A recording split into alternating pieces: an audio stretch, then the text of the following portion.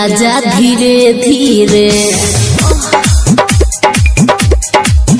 तनी डालो ये राजा धीरे धीरे तनी डालो ये राजा धीरे धीरे तनी डालो ये राजा धीरे धीरे। रुको भइल बरानी गिरे गिरे रुको भइल बरानी गिरे गिरे रुको भइल बरानी गिरे गिरे रुको भइल बरानी गिरे गिरे। तनी डालो ये राजा धीरे धीरे तनी डालो ये राजा धीरे धीरे।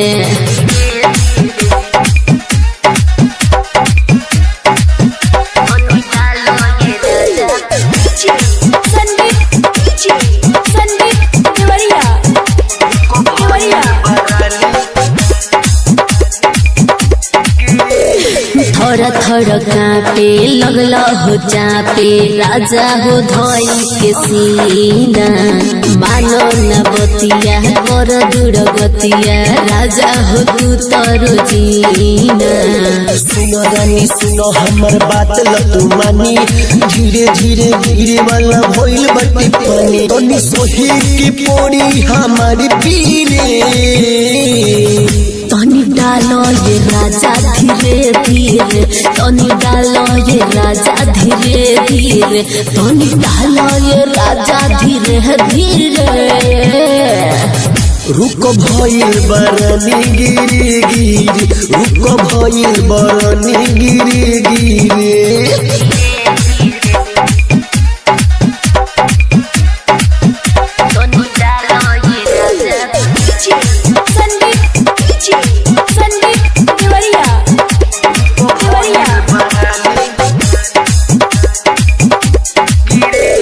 जादू जितेंद्र अमर बेचैनी औरी रंजित पागल बुझे न बतिया रहे दिन रतिया हमारे पीछे लागल।